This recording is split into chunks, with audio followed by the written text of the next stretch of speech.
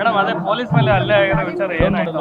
ಮಹಿಳಾ ಅವರನ್ನೆಲ್ಲ ಅರೆಸ್ಟ್ ಮಾಡಿದ್ದಾರೆ, ಜುಡಿಷಿಯಲ್ ಕಸ್ಟಡಿ ಕೊಟ್ಟಿದ್ದಾರೆ, ತನಿಖೆ ನಡೀತಾ ಇದೆ, ಕಾನೂನು ಪ್ರಕಾರ ಕ್ರಮ ಆಗುತ್ತೆ. ಅಲ್ಲ ಮೇಡಮ್, ರಾಜ್ಯದಲ್ಲಿ ಪದೇ ಪದೇ ಈ ರೀತಿಯ ಹಲ್ಲೆಗಳಾಗ್ತಾ ಇದಾವೆ.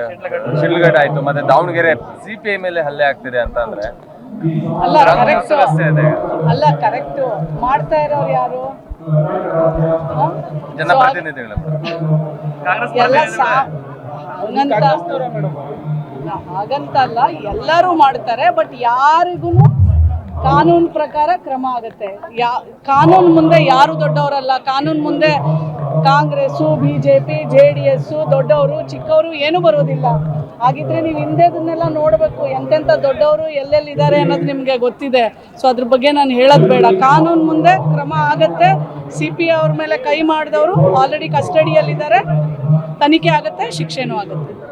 ವರದಿ ಕೇಳಿದ ಒಂದು ಸ್ವಲ್ಪ ತಡ ಆಯ್ತು ಅಂತ, 3 ದಿನಕ್ಕೆ ತಡ ಆಯ್ತು. ಇಲ್ಲ ಅಲ್ಲ ಇಲ್ಲ ಸುಳ್ಳದು. ಬಿಜೆಪಿ ಆರೋಪ. ಹಂಗಂದಿದ್ರೆ ನಾನು ಇಷ್ಟೆಲ್ಲ ಓಡಾಡಕ್ಕಾಗ್ತಿತ್ತ? ಇವತ್ತವರೆಗೂ ನಾನು ಹೇಳ್ತೀನಿ, ಮುಖ್ಯಮಂತ್ರಿಯವ್ರನ್ನ ಪಡೆದಿರೋದೇ ಧನ್ಯ. ನಾ ಹೇಳ್ತೀನಿ, ಒಂದು ಮಹಿಳಾ ಆಯೋಗದ ಅಧ್ಯಕ್ಷೆನ ನಾಮಿನೇಟ್ ಮಾಡೋದು ಮಾನ್ಯ ಮುಖ್ಯಮಂತ್ರಿಗಳೇ. 2 ವರ್ಷ ಆಯಿತು. ನಾನು ಇವತ್ತವರೆಗೂ ಒಂದು ದಿನ ಕರೆದು, ಯಾಕೆ ನಾಗಲಕ್ಷ್ಮಿ ನೀನು ಅದು ಮಾಡಿಲ್ಲ, ಇದು ಮಾಡ್ತೀಯಾ, ಇದು ಮಾಡಿಲ್ಲ, ನಾನು ಎಲ್ಲೇ ಬಂದಿರೋದು ಸರ್ಕಾರನೇ, ಆದರೆ ಯಾವತ್ತೂ ಪ್ರಶ್ನೆ ಮಾಡಿಲ್ಲ. ನನಗೆ ಅಧಿಕಾರ ಕೊಡಬೇಕಾದ್ರೂ ಅವ್ರು ಹೇಳಿದ್ರು, ನಾನು ತಪ್ಪು ಮಾಡಿದ್ರು ನನ್ನನ್ನು ನೀನು ಬಿಡ್ಕೊಡ್ದು, ಆ ಒಂದು ಜಾಗದಲ್ಲಿ ನೀನು ಇರೋದು ಅಂತ. ವಿ ಶುಡ್ ಎಲ್ಲನೂ ನಾವು ಜನರಲೈಸ್ ಮಾಡಬಾರ್ದು. ಅವ್ರು ಇದ್ದಾರೆ ಅಂತ ಹೇಳಿನೇ ನಾನು ಇಷ್ಟೊಂದು ಫ್ರೀಯಾಗಿ ಪ್ರತಿಯೊಂದನ್ನು ಆಯೋಗದ ಅಧ್ಯಕ್ಷೆಯ ಅಧಿಕಾರವೇನು ಸಂಪೂರ್ಣವಾಗಿ ನಾನು ಎಕ್ಸಿಕ್ಯೂಟ್ ಮಾಡೋಕ್ಕೆ ಸಾಧ್ಯ ಆಗಿದೆ.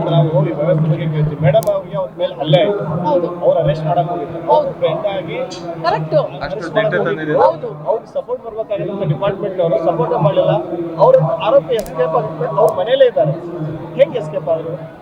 ನೀವು ಅದನ್ನ ನನಗೆ ಕೇಳಬೇಡಿ.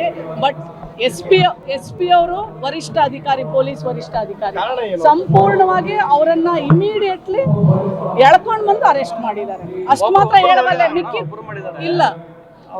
ಪೊಲೀಸ್ ಮುಂದೆ ಅಲ್ಲ, ಎಲ್ಲರೂ ಆಗಿದ್ದಾರೆ. ಈಗ ಅದ್ರೊಳಗೆ ಯಾರು A1 A2 ಎಲ್ಲ ಇದ್ರು, ಎಲ್ಲರನ್ನೂ ಮಾಡಿದ್ದಾರೆ. ತಮ್ಮ ಸಾಕು.